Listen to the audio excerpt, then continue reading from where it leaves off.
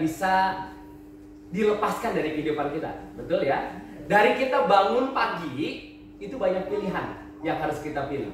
Setidaknya, ibu-ibu, waktu kita bangun pagi, kita memilih untuk bangun atau tidur lagi. Betul ya? Dan saya selalu memilih untuk bangun. Saya tidak pernah, ibu-ibu, saya tidak pernah saat saya harus bangun, saya memilih untuk tidur lagi. Nggak pernah.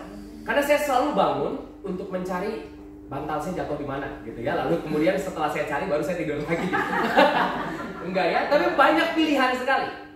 Ya, terdapat begitu banyak pilihan. Konon katanya, menurut survei yang pernah dilakukan oleh Badan Statistik Indonesia, katanya di dalam kehidupan kita dalam satu hari setidaknya ada 7.000 pilihan yang kita ambil.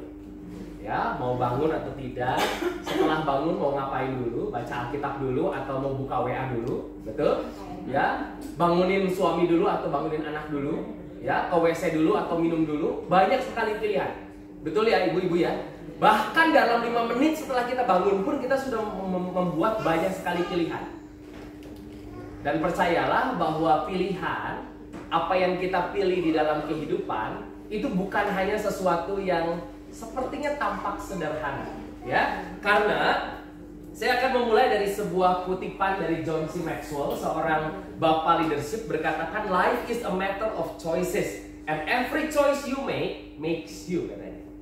Kehidupan itu penuh dengan pilihan, dan pilihan yang kita ambil, yang kita buat, itulah yang membuat diri kita seperti apa hari ini. Kita hari ini ada sesuai dengan pilihan-pilihan apa yang kita ambil di dalam perjalanan kehidupan kita. Betul ya ibu-ibu semua ya? Dan saya mengucap syukur bahwa di dalam banyaknya pilihan dalam kehidupan, ibu-ibu memilih setidaknya 2 hal. Yang pertama, memilih untuk mengikut Yesus. Dan yang kedua, memilih untuk bergabung di dalam POM. Wah, itu luar biasa ya. Itu pilihan yang akan membuat kita bisa menjadi seperti apa yang Tuhan mau. Ya, ibu-ibu, kita harus sangat berhati-hati. Apalagi tadi saya berbicara dengan Ibu Nidar sedikit begitu ya, bagaimana kehidupan anak-anak itu kan sekarang berbeda jauh dengan kehidupan kita waktu kita ada di masa mereka. Betul ya? Sehingga kita perlu untuk terus belajar supaya anak-anak kita ini tidak terbawa arus dunia ini. Ya, nah oleh sebab itu di dalam banyaknya pilihan yang saya rindu untuk kita perhatikan bersama-sama pada pagi hari ini adalah bahwa kita perlu yang namanya hikmat. Sama-sama katakan hikmat. Hikmat. Apa itu hikmat? Hikmat itu diperlukan untuk membedakan dan memilih yang benar di antara yang sepertinya benar. Nah, ibu-ibu, saya harus kasih tahu bahwa hari ini dunia kita itu tidak selalu berbicara kontras benar dan salah. Tetapi seringkali kita itu dibingungkan dengan apa yang benar dan sepertinya benar. Walaupun yang sepertinya benar ini udah pasti salah. Tapi kan kadang-kadang kita bingung. Betul ya? Kita bingung apa yang harus saya pilih. Dan kalau saya boleh sharing, karena saya juga melayani di sebuah yayasan, namanya Yayasan Focus on the Family Indonesia, fokus pada keluarga Indonesia. Saya bersama dengan beberapa rekan-rekan juga suka berputar-putar di sekolah-sekolah begitu. Dan kami suka mendapati banyak anak-anak, bahkan anak-anak SMP. Saya mau tanya, ada ibu-ibu yang anaknya SMP? Boleh angkat tangan? Wah, ada ya. Anak-anak SMP. Yang SMA, ada yang SMA, anaknya anak SMA. Oh ya, ada juga ya SMP. SD, ada SD. Wah, ada ya. Saya sangat dikejutkan. Beberapa waktu yang lalu kami melayani, memang setiap tahun di bulan Januari selalu kami dipanggil di salah satu sekolah Katolik, salah satu sekolah Katolik terbesar di Tangerang. Dan kami selalu di bulan Januari itu memberikan seminar untuk anak kelas 8. Kelas 8 itu berarti SMP 2 ya. Dan tahukah ibu-ibu, di wajah-wajah anak-anak SMP 2 yang begitu polos ya, kami selalu membuka sesi untuk tanya jawab di mana mereka boleh bertanya tanpa mencantumkan namanya. Kan anak sekarang senang ya untuk melakukan sesuatu tanpa diketahui identitasnya. Dan yang paling sering keluar, nomor 1, itu pertanyaan tentang LGBT, ya, tentang penyimpangan seksual. Itu salah satu yang cukup sering kali itu ditanyakan oleh anak-anak kelas 8. Oleh itu kenapa kita sebagai seorang ibu, sebagai orang tua yang ada di rumah, kita perlu punya hikmat. Supaya apa? Supaya kita bisa membedakan yang benar. Dalam konteks ini kita bicara tentang kebenaran firman Tuhan dan apa yang berbeda dari kebenaran firman Tuhan. Sekalipun menurut dunia katanya benar. Ya, saya contohkan salah satu. Anak-anak muda itu suka bilang begini. Suka bilang katanya kalau misalkan kita dalam kesulitan, ya, mereka punya quotes, katanya quotesnya itu follow your heart. Ikuti aja apa kata. Berapa banyak ibu-ibu juga suka mendengar bagian itu ya. Follow your heart. Ikutin aja kata hatinya kemana. Bu-ibu, saya mau kasih tahu, firman Tuhan tidak pernah bicara soal follow your heart. Kenapa? Karena setelah kita jatuh dalam dosa, setiap keinginan hati kita itu keinginan yang berdosa. Makanya firman Tuhan berkata, jaga hatimu dengan segala kewaspadaan. Artinya kalau kita menjaga hati kita, berarti kita itu yang berkuasa atas hati kita. Kita berkuasa atas perasaan kita. Nah, kan katanya ibu-ibu, ya, perempuan itu kan lebih condong katanya dipengaruhi oleh perasaan, begitu ya. Nah, saya juga mau memberitahu bahwa kita adalah manusia yang diciptakan untuk memerintah atas perasaan kita. Karena kalau kita ikut terus perasaan kita, kira-kira apa yang terjadi dengan dunia ini? Ya, saya yakin sekalipun ibu-ibu itu diciptakan katanya begitu rajin, apalagi setelah punya anak. Ya, saya juga melihat istri saya itu rajinnya luar biasa. Setiap hari bangunnya pagi-pagi, bener-bener pagi-pagi. Udah nyiapin bekal buat anak sekolah, begitu ya, dan lain-lain. Tapi kalau saya tanya istri saya, emangnya nggak ngantuk? Jawabannya, ngantuk lah. Betul nggak? Kira-kira kalau ikut perasaan maunya apa? Tidur, pasti. Tapi kita tidak diciptakan untuk mengikuti perasaan kita. Begitu juga anak-anak kita.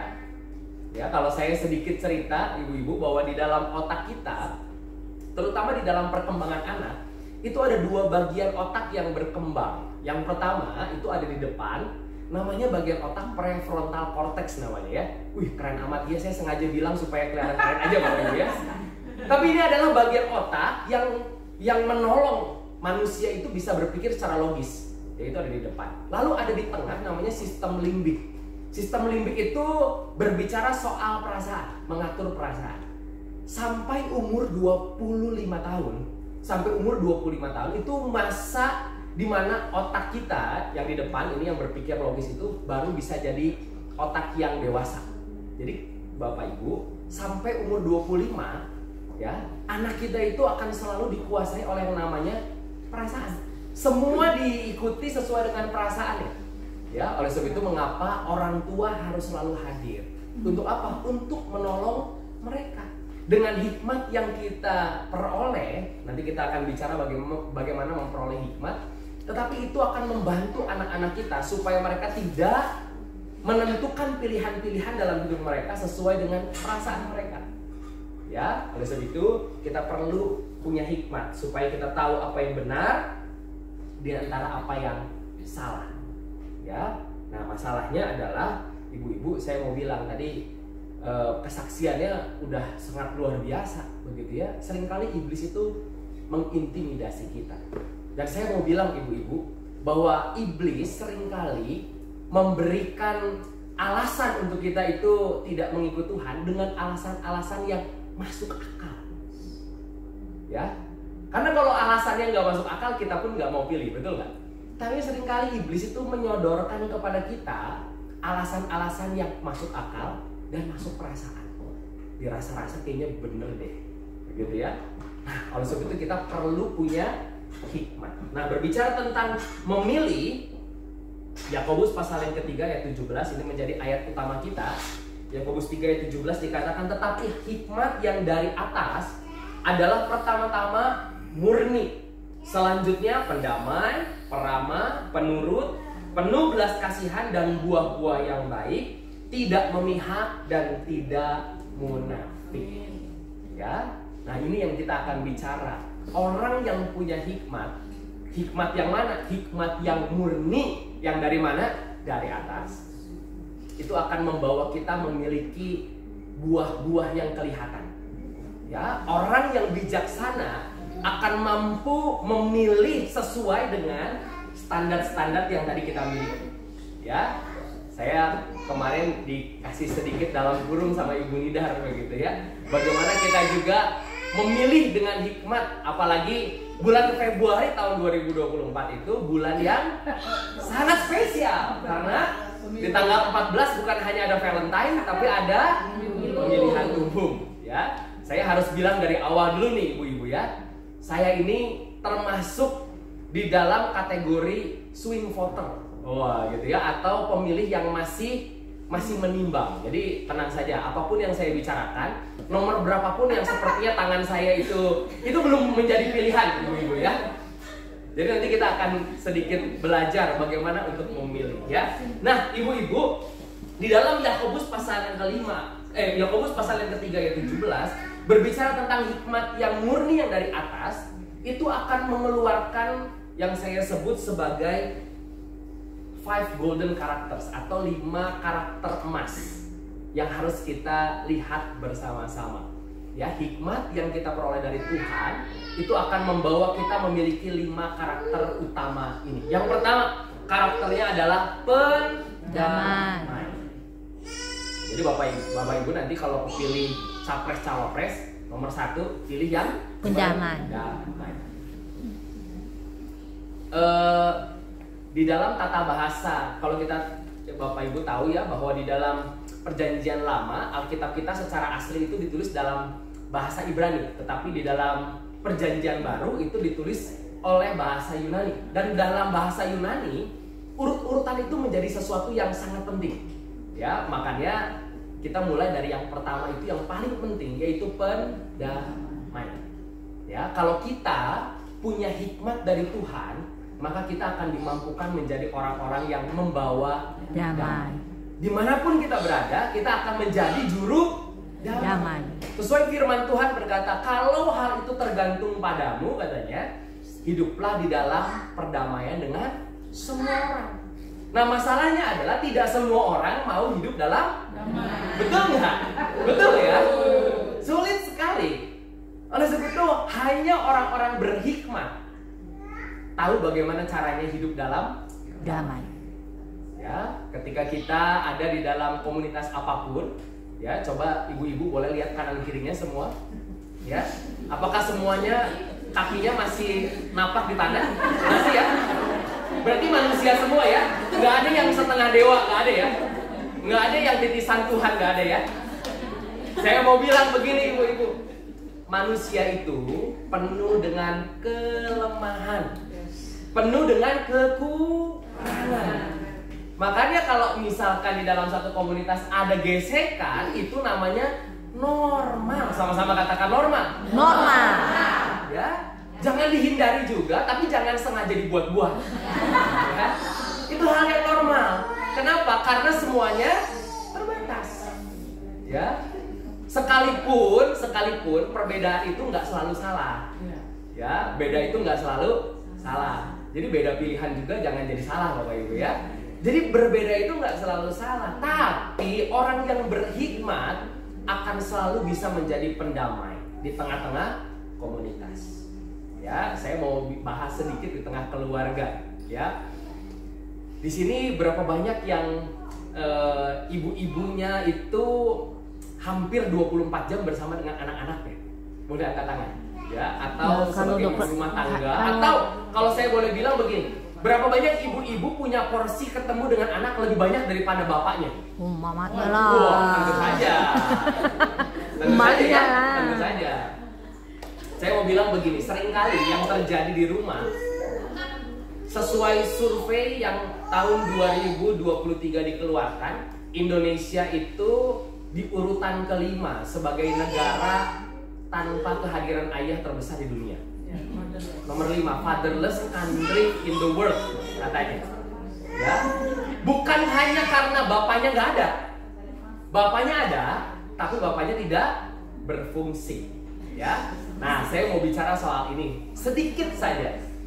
Ibu-ibu, salah satu kesalahan yang paling sering terjadi di dalam keluarga yang membuat anak tidak bisa dekat dengan ayahnya, itu bukan hanya karena ayahnya tangan besi, bukan hanya karena ayahnya tukang marah-marah, bukan hanya karena ayahnya nggak punya waktu, tetapi salah satu sedikit bagian kecilnya juga ada menyangkut karena ibunya juga.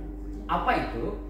Saya suka mendapati juga ini begitu ya, dan saya suka koreksi kalau misalkan ada di antara komunitas komsel, kan saya punya komsel begitu ya, dan kalau saya dengar hal itu saya pasti koreksi. Salah satunya adalah begini, ketika kita marahin anak, ketika anak kita tidak disiplin, lalu kita bawa-bawa nama suami kita, kasih tahu papa ya nanti ya, kasih tahu papa ya.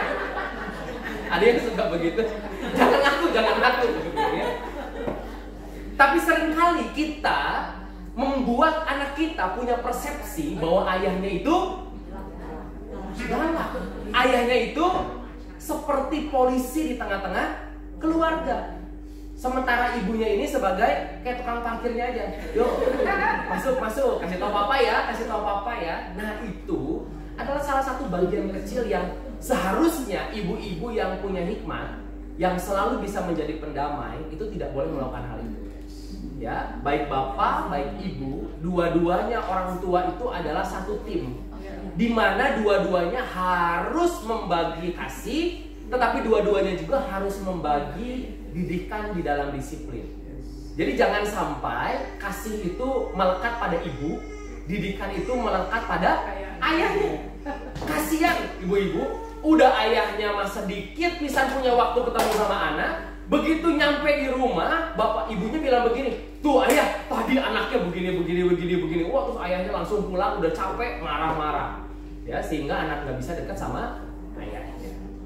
Ibu-ibu, saat kita meminta kepada Tuhan untuk kita punya hikmat, maka hikmat itu akan menolong kita menjadi orang-orang yang membawa damai.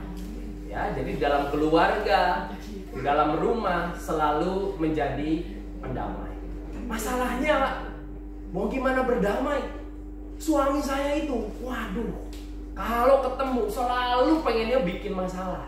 Wah, ada yang begitu, ibu-ibu? Ya? Saya mau bilang begini, di dalam setiap konflik yang terjadi, baik itu kita dengan suami, dengan anak, dengan siapapun kita ada, seringkali orang yang tidak berhikmat itu selalu fokusnya mencari siapa yang salah. Itu orang gak berhikmat. Ya, selalu cari siapa yang salah.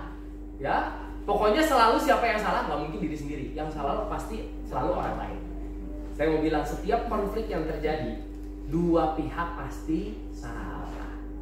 Jadi kalau kita cari siapa yang salah, tunjuk aja diri sendiri. Karena saya pasti salah. Setidaknya yang satu salah ngomong atau salah berlaku, yang satu salah respon. Ya, jadi kalau tanya siapa yang salah, dua-duanya salah. Oleh sebab itu kita perlu untuk benar-benar sadar dari hikmat yang Tuhan berikan akan membuat kita menjadi juru damai. Ya, supaya apa? Supaya kedamaian itu terjadi melalui pilihan-pilihan yang kita pilih. Yang kedua adalah peramah. Jangan kepleset, bukan pemarah. Peramah.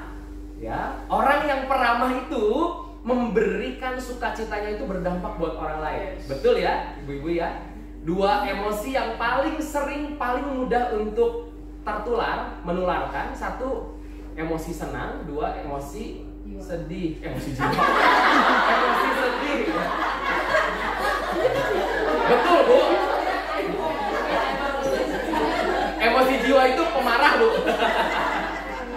Ya. Orang yang ramah, ya, orang yang ramah, yang selalu membagikan senyum dan lain-lain, ya itu menularnya cepat. Dan saya boleh bilang bahwa keramahan itu menular lebih cepat daripada COVID, ibu ya. Lebih cepat, ya. Coba aja, ibu-ibu coba lihat kanan kirinya, coba kasih senyum, ya. Pasti nular langsung, ya. Nah, oleh sebab itu orang yang dipenuhi oleh hikmat akan menjadi orang yang peramah. Ya, dan orang yang peramah adalah ciri orang yang berhikmat. Ya. Nah, oleh sebab itu nanti kalau pilih capres, cawapres, 1 pendamai, 2 peramah, bukan pemarah. Yang ketiga adalah penurut. Ya, penurut. Nurut sama siapa masalahnya nih? Ya, nurut sama ketua partai atau nurut siapa? Oh enggak ya. Nurut sama kebenaran. Ya, menurut kepada kebenaran. Di dalam bahasa aslinya penurut itu berbicara tentang penundukan. Ya, tunduk kepada aturan yang berlaku. Dan kita percaya bahwa kita orang-orang yang telah diselamatkan oleh Yesus, maka kita hidup di bawah hukum kasih karunia. Ya, dan kepada hukum kasih karunia itulah kita harus menundukkan diri kita. Ya, oleh sebab itu ibu-ibu, kalau kita benar-benar menjadi orang-orang yang dipenuhi oleh hikmat, maka kita itu akan menjadi orang yang mudah untuk menundukkan diri. Ya, dimanapun. Karena pada dasarnya hati kita itu selalu maunya memberontak. Betul ya, ibu-ibu ya? Selalu maunya memberontak. Tapi kan masalahnya kalau udah ngomongin Alkitab, apalagi ngomongin pernikahan, sepertinya ibu-ibu itu kasihan. Ya, kenapa? Karena firman Tuhan bilang apa? Suami-suami kasihilah istrimu. Lalu istri-istri tunduklah. Kan nggak enak ya kayaknya ya. Ya, kan maunya bukan tunduk ya, maunya tanduk ya. Tanduklah suamimu gitu ya. Tapi saya mau bilang begini, ibu-ibu, kebenarannya begini. Ya, saya berharap suatu hari bisa bertemu dengan bapak-bapak ya, supaya bapak-bapak juga tahu.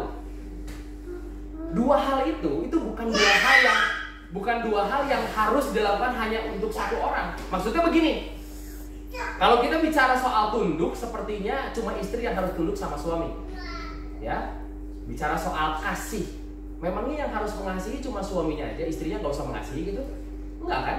Betul nggak? Dua-duanya harus saling mengasihi. Begitu juga seharusnya penundukan diri. Seharusnya baik suami, baik istri sama-sama menundukkan diri satu dengan yang lain. Kan firman Tuhan bilang begitu, betul?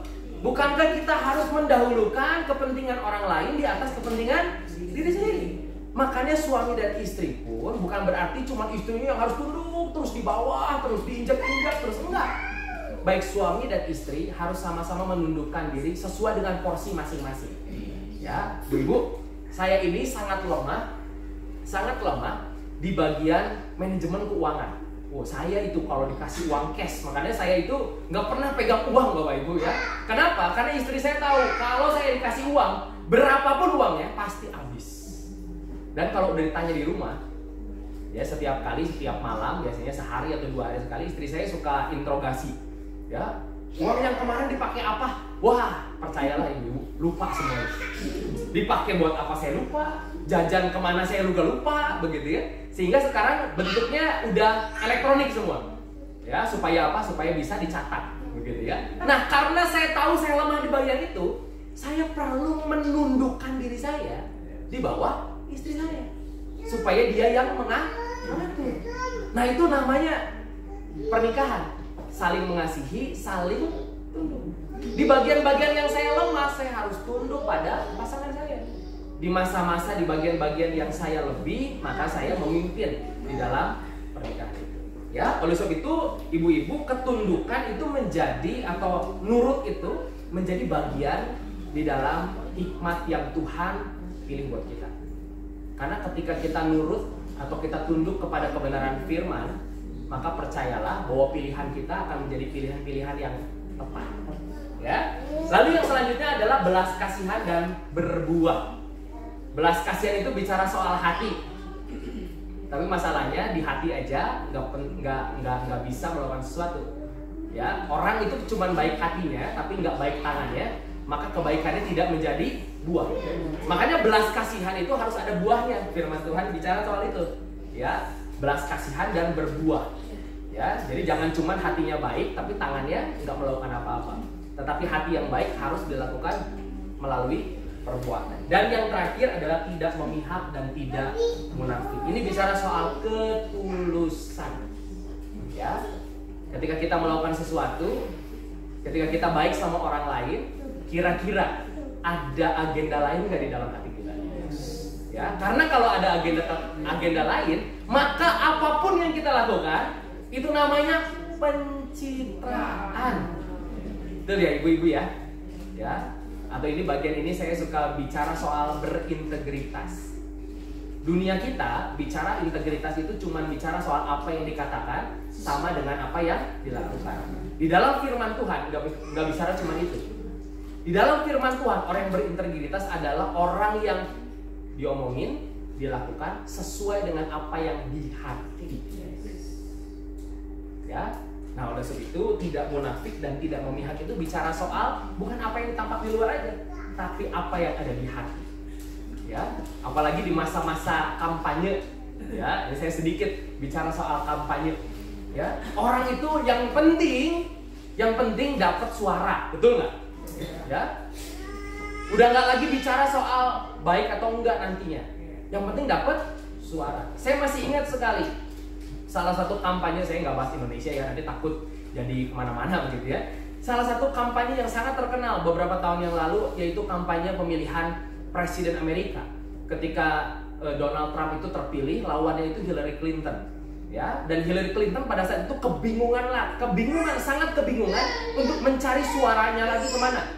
Karena pada saat itu survei 1 bulan sebelum pemilihan itu Donald Trump itu menang 70%. Wah, ini udah di atas 50%. Ya, sehingga pada saat itu Hillary Clinton yang adalah seorang Kristen yang taat memilih untuk merangkul LGBT.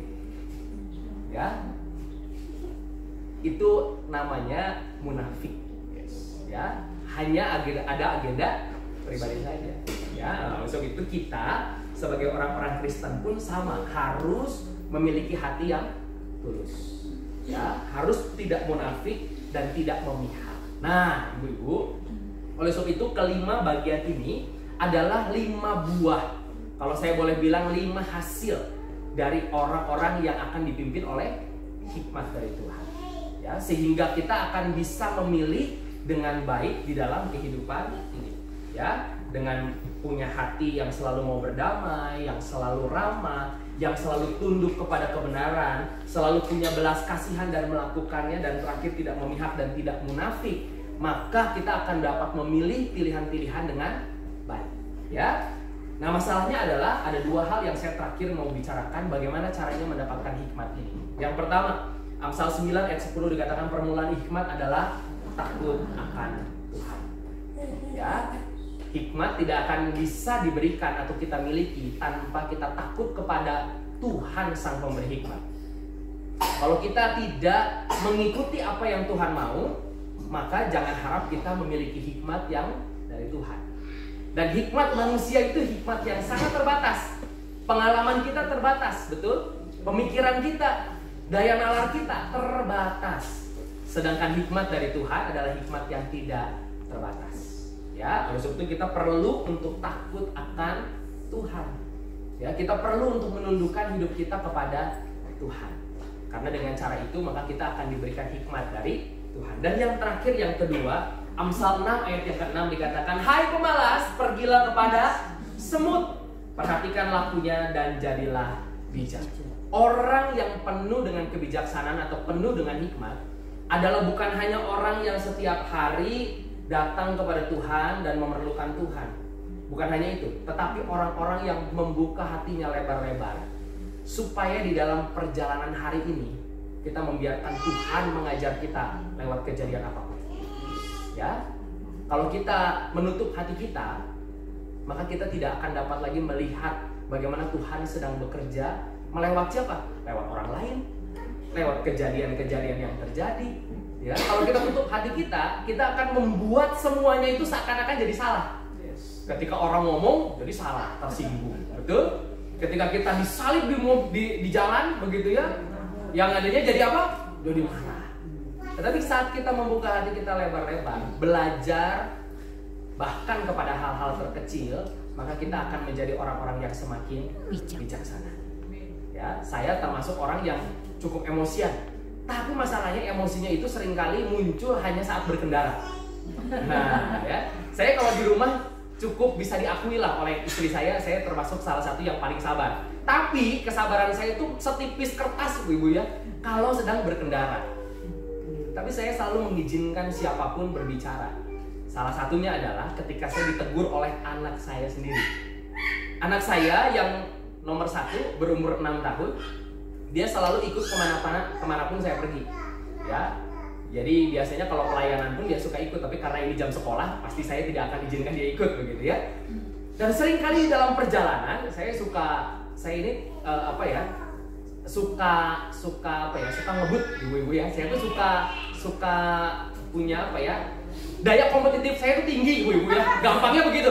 Jadi kalau lampu merah, nunggu lampu hijau itu kayak lagi mau balapan. Ya, jadi begitu hijau saya harus paling duluan gitu ya. Jadi saya nggak suka kalau disalip orang. Gitu ya. Tapi saya bertobat saat anak saya itu mengingatkan saya suatu hari. Ya, itu malam hari. Jalanan udah kosong ibu-ibu ya, tapi saya tuh ngebut-ngebutan gitu ya. Lalu kemudian saya suatu kali di jalan Soekarno-Hatta ada angkot putar balik ya, sehingga saya dalam keadaan cepat tuh harus mengerem sambil membunyikan klakson. Dari jauh-jauh, kayaknya udah 1 kilo saya nyalain gitu ya klaksonnya. Enggak ya. Tapi anak saya pada saat itu melihat, dia bilang begini, katanya pendeta gitu. Cuma 2 kata ibu, tapi itu nusuknya sampai kedalaman relung hati. Ya, katanya pendeta. Di situ saya bertobat gitu. Aduh, benar juga ya. Kalau saya nggak buka hati, kalau saya nggak buka hati, saya yakin respon saya malam itu adalah saya akan marahin anak saya. Jangan banyak ngomong, kamu anak kecil tahu apa gitu ya. Tapi kalau kita buka hati, bahkan kepada hal-hal terkecil, apakah pernah anak kita menegur kita? Yes. Ya, apakah kita buka hati dan menjadi lebih bijaksana? Amin. Karena seringkali anak kita tersesat karena apa yang mereka bicarakan nggak pernah kita dengar.